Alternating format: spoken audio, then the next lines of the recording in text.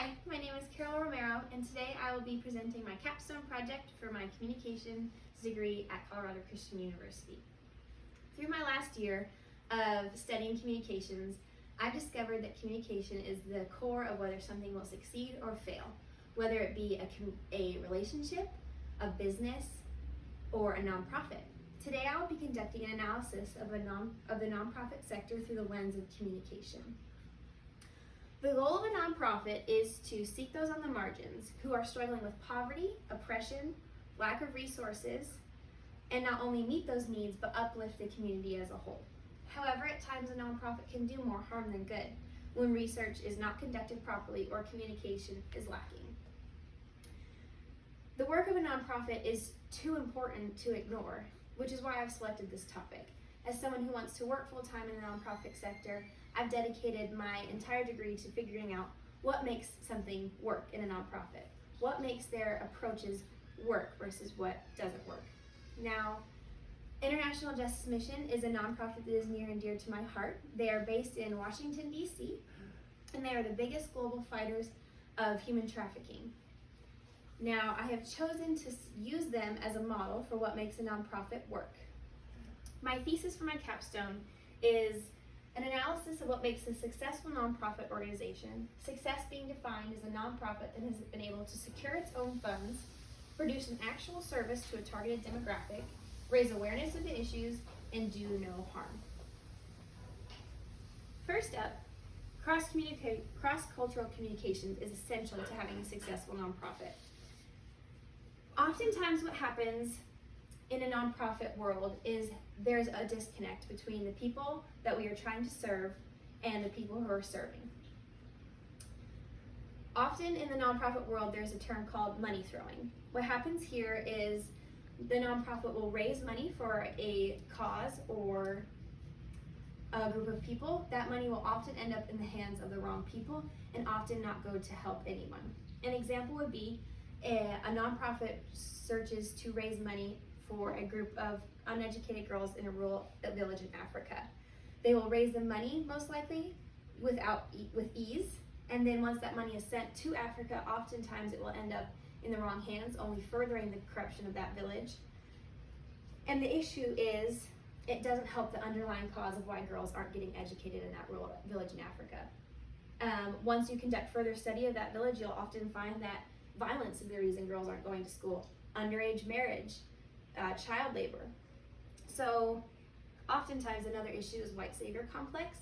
This happens when, this is often really connected to money throwing, where privileged families in higher classes in America believe that throwing money at the issues is what will help prevent them in the future, but it often doesn't break the cycles of corruption or injustice in other countries.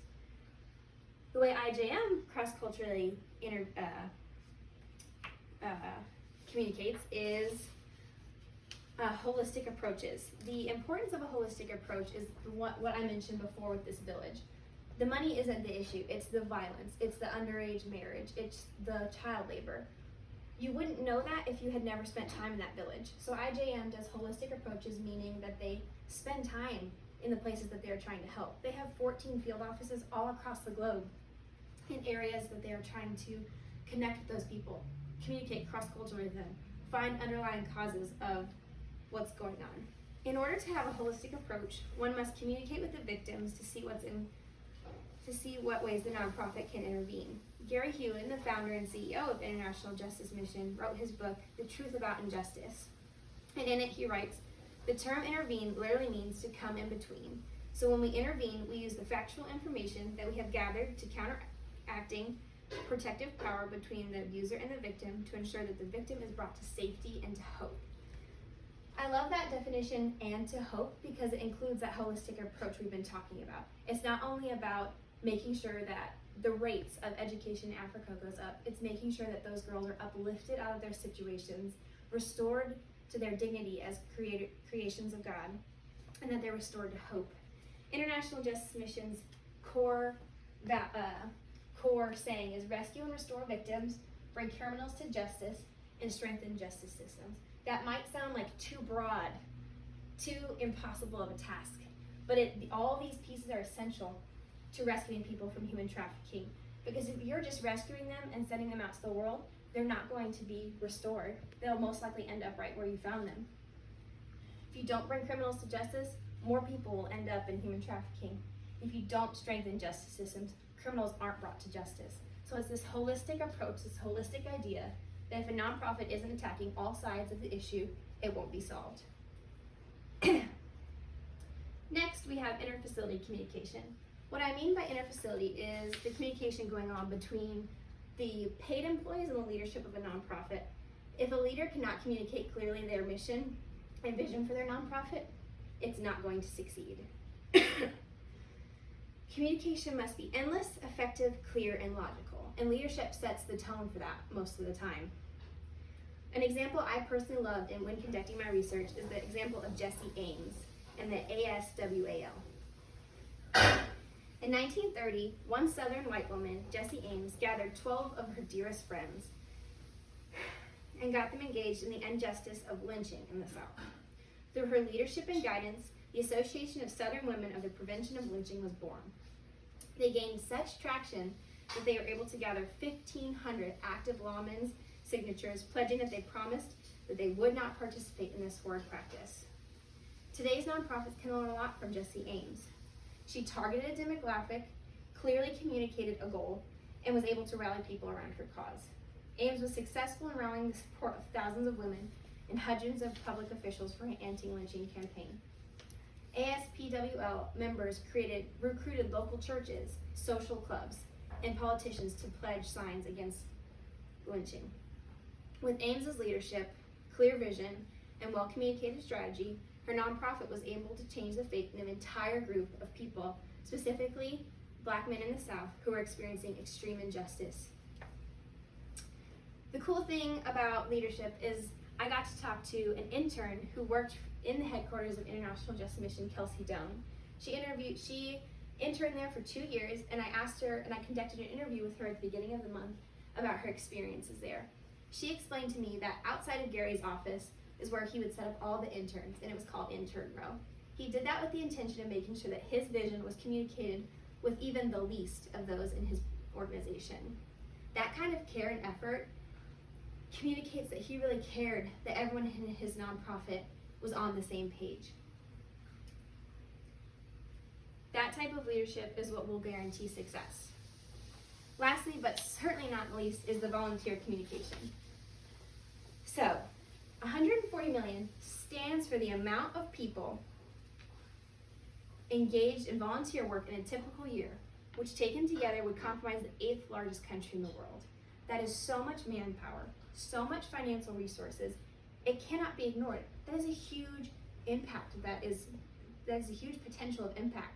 But if volunteer team models are not conducted properly or efficiently, that manpower will go to waste. Communication models between volunteer teams is essential to the success of a nonprofit, which is why International Justice Mission is such an excellent example. I personally am on a part of the Phoenix chapter team, which helps me have an insight on their team, which I can explain. So this is our nonprofit volunteer team model. These are all the roles that we offer within each team in 18 cities across the United States. It starts with a regional team manager mobilizer. They're in charge of communicating across the Western region their goals and missions for that month or year or term. Next is the area team leader, who is Kelsey Doan. She is in charge of all of us, the events coordinator, students coordinator, communications coordinator, and alumni coordinator. We have an entire role dedicated to the communication between our leader, between our team, and between us and headquarters in DC. Having an entire role dedicated to the communication shows where IJM places their priorities in communication. Because of that, they're one of the most effective nonprofit volunteer models that I have ever seen.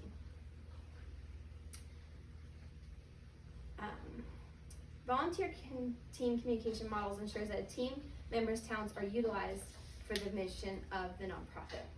In the core values portion of the IJM Volunteer Handbook, it states, "We believe that strong relationships form the backbone of a powerful movement." We see that with Jesse Ames. We see that with Gary Hewen. When you are able to successfully communicate what your vision is, people can stand behind it and efficiently make change. In conclusion, the nonprofit sector has generously, tremendously, and irrevocably changed the lives of millions who are trapped in poverty, oppression, and injustice.